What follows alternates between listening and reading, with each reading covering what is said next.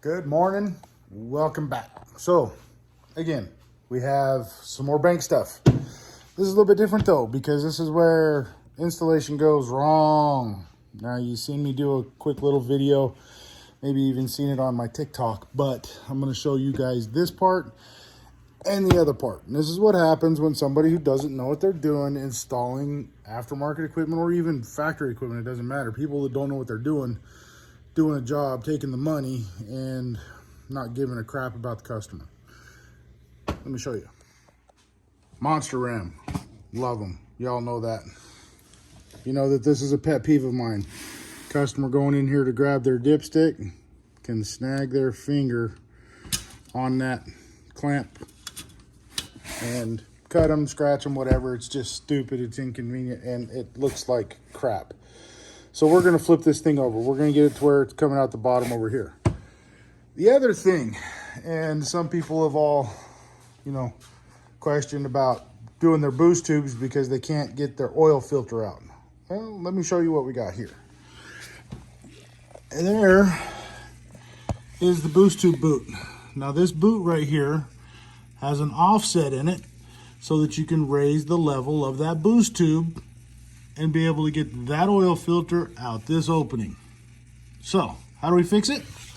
On this one, we're going to take out the ram air so I can get access to the boots and the clamps down there.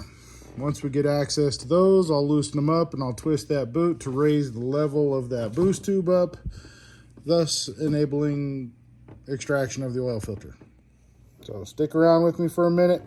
I'm going to start getting this stuff apart, rotate that. I'm going to show you a before and after of trying to get that filter in and out before we raise that boost tube and then after we raise the boost tube. So stay with me. Okay, so we're going to go ahead and give you a quick little demonstration on the rotating that boost tube, how it's going to aid in getting oil filter in and out.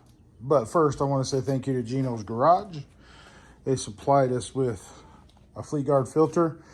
In case anybody wants to know, there's the part number LF16035.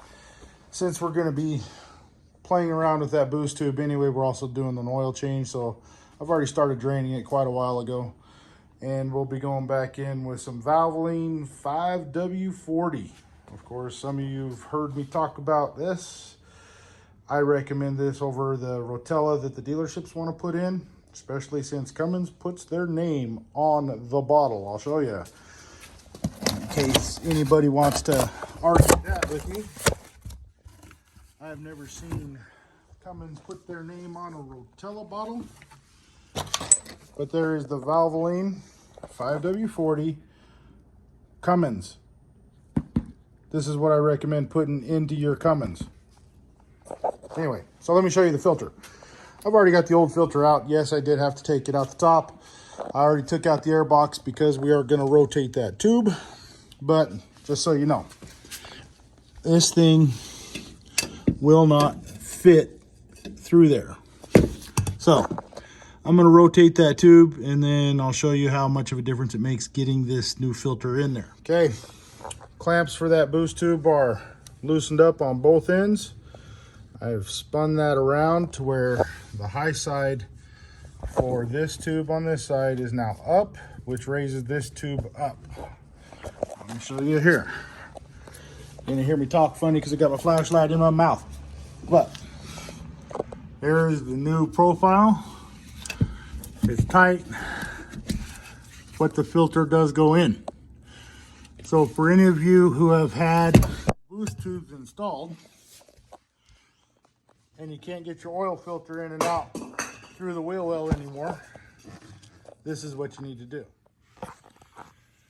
And so, without calling out any shops by name, I know who put this one in, and they're one of the ones that are charging an absolute premium price. We're talking well over $1,200. We're talking way up there, closer to $2,000 plus to do the Monster Ram and the boost tubes. Now, you get some of these guys that are trying to take advantage of everybody, and it just irks me to have customers tell me that This shop charged them $2,000 to put their monster ram and boost tubes on. Geesh. And then they do stuff like this. Incorrectly put on the boost tube, so now you can't get your oil filter in and out. They incorrectly put on this clamp by the oil fill dipstick so that you can drag your finger across it and risk cutting yourself. I'm gonna have to go through this whole system and make sure nothing else is screwed up, because we can't have installation shoddy like that. But I'm gonna do it right. I'm gonna make it right for the customer, and we're gonna move on. So while we're doing the boost tubes and everything else, I also want to say that we've done a lot of installs on this other product. Let me show you. This is the ATS thermal bypass for the transmission. I've done 4 of them this weekend. I recommend getting that thermal bypass out. Now, you don't have to go with ATS. You can go with pretty much any manufacturer of these thermal bypass deletes, but highly recommend to get rid of that, especially for you guys that are towing and towing a lot. You don't want that thing failing and ruining your transmission, and it will happen. It's just a matter of when. I can't say will for 100% sure, but we replace a lot of them factory at the dealership too. Our transmission guy's got a whole pile of those things that he replaces all the time because of they're stuck in recirculation mode, and you never get the trans fluid from the transmission up to the cooler. So anyway, replace that thermal bypass valve, whatever. Let's get that out of the way. So anyway, I'm gonna cut this for now.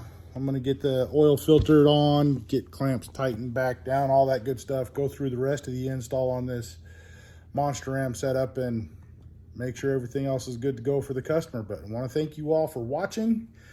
Hit that like, comment, share, all that good stuff. Leave me a comment if you want. And if you're one of the other shops and you want to comment about how you're doing such a better job, rewatch the video. We'll talk to you all again later. Bye. I can't speak. It is a Sunday. Anyway, have a good one. Have a good rest of your weekend, and bye.